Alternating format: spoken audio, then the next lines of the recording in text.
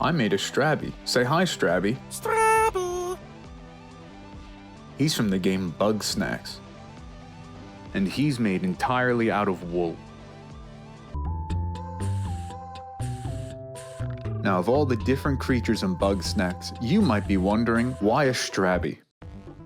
Is it because it's the easiest? No, that's probably a cherry, because it's just a cherry upside down. I think the answer is pretty simple. To start off, I'm going to take a white wool to form a base of the strawberry, but upside down. I never said it wasn't easy, just that it wasn't the easiest. Now, since our guy's made out of wool, I doubt he tastes like a strawberry, but I don't think a regular Strabby does either. I mean, think of the bunger. He might taste like a burger, but there's also clearly a wrapper on him, and I feel like he wouldn't taste that, so who knows? With the ball vaguely formed, I started to graft more wool onto it by twisting it and stabbing into it, making a witch hat on top of our sphere to form the upper part of the Strabby.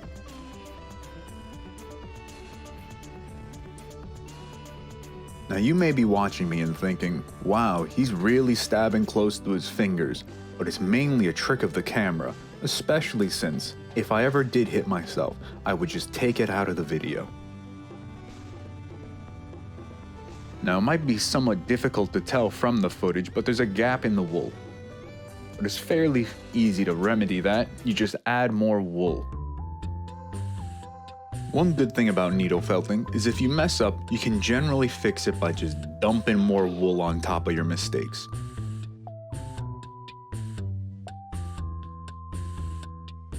You also may notice, when you buy certain types of wool, there's weird, thick strands that are inside of it that don't match the rest.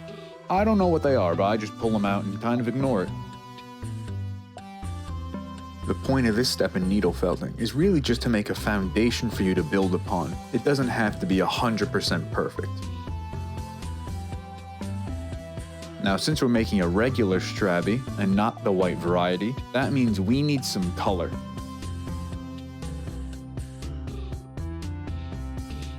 Now, using the most premium Amazon bought wool, we're going to take a red, going to take a light green, and maybe this yellow color, and that should be enough for this project. Now we're going to start by laying out a foundation of red across the Strabby. Red like the subscribe button. If you've enjoyed this, please subscribe. It definitely will help me out, and a fella's gotta eat. Strabby? It's alright, Strabby, you're good. In one quick shill, you too can have a fully covered Strabby, which means we can move on to the legs. Making extra parts and attaching them is fairly simple. You just have to make the initial shape and keep adding wool to it until you have a sturdy foundation.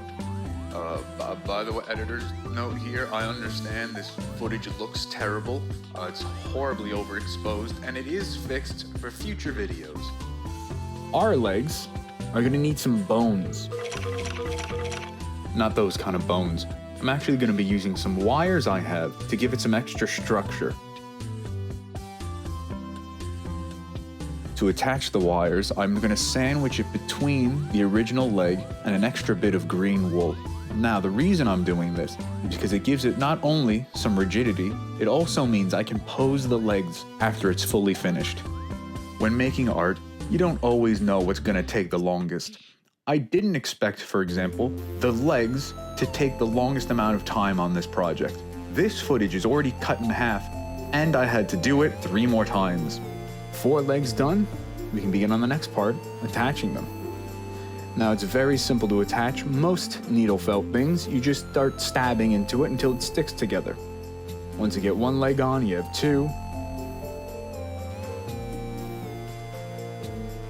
Pretty soon 2 turns to 3.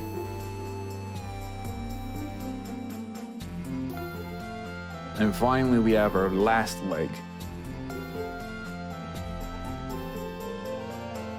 Now, even though I'm 100% certain these legs aren't going to move anywhere, I still add in an extra layer of green felt to tie them not just to the body but to each other, and to fully form the legs as if they are one whole patch of leaf.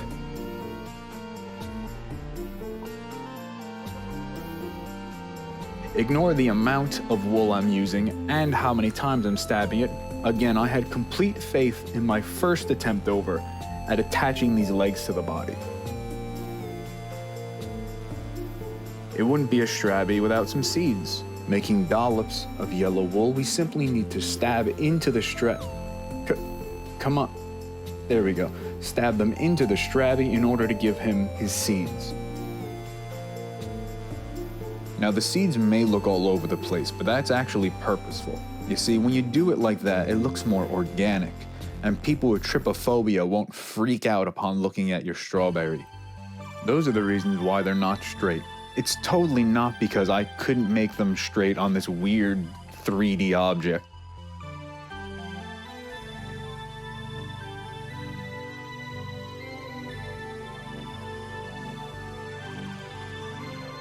To turn this strawberry into a Strabby, we obviously need to add some eyes.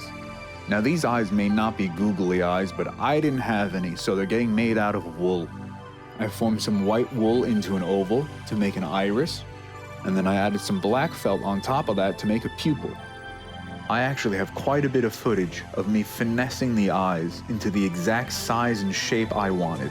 In the future, if you think I should keep that type of footage in, let me know in the comments.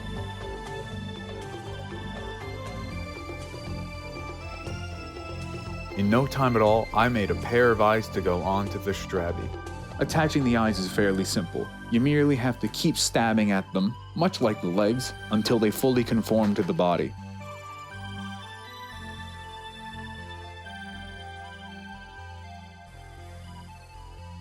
With the first eye attached, I put on the final part of this project, which is the second eye of the Strabby. And much like with the first one, all you have to do is keep stabbing at it until it fully attaches itself.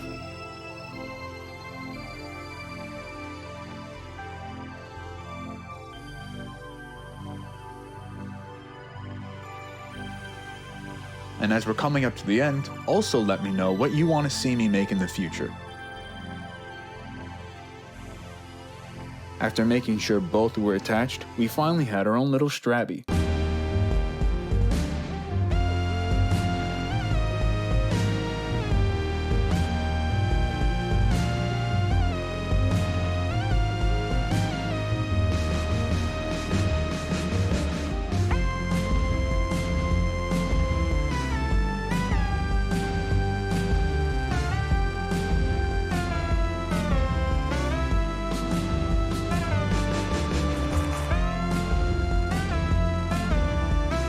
Thank you for watching my first video, and eventually you can watch more here. Eventually. I mean, for now the video's finished.